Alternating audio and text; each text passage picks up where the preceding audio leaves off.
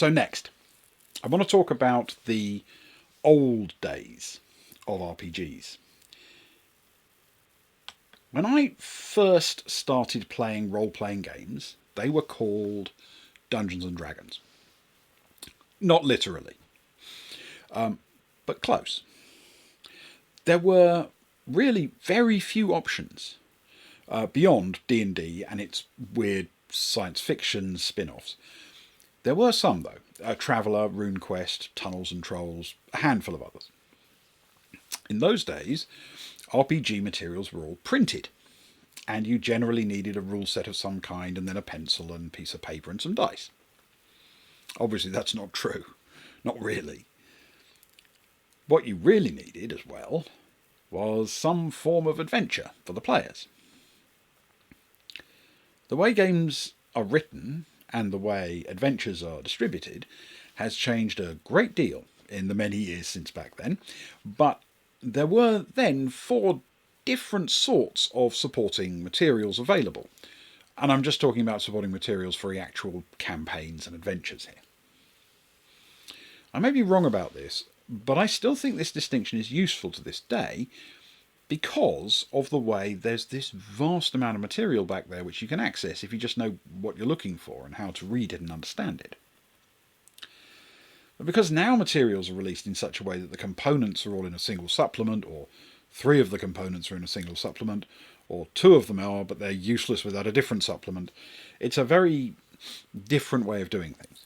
So here is a basic rundown, pun intended, to why I think the old ways are better. Not in everything. Oh no. I don't want to go back to dial-up modems or smallpox.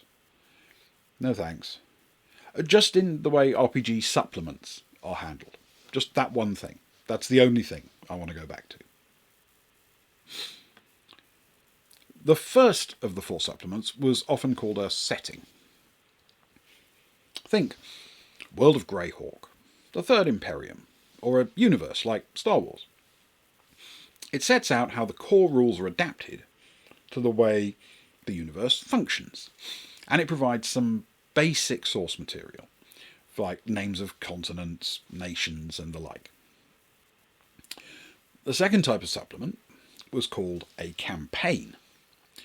These were extremely rare. In fact, I don't remember any being constructed from the top down in the very early days, beginning with that as the goal and then breaking it into the dozens of chapters that would be required. Eventually things like Dragonlance and Bloodstone did assemble from the top down, but those were a bit later. Most of them are constructed the other way, by linking modules together. I would argue there is a difference, actually, between these 2 types anyway. A campaign made by linking modules doesn't feel the same as one built top-down, fully featured. Both are still, unarguably, campaigns, though. The term ended up being retconned onto strings of modules.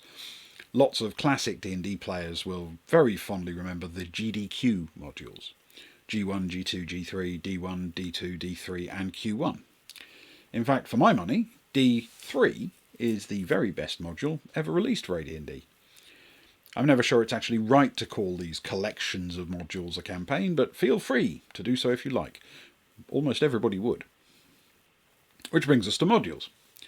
Originally, a module was, as the name implies, something that was modular.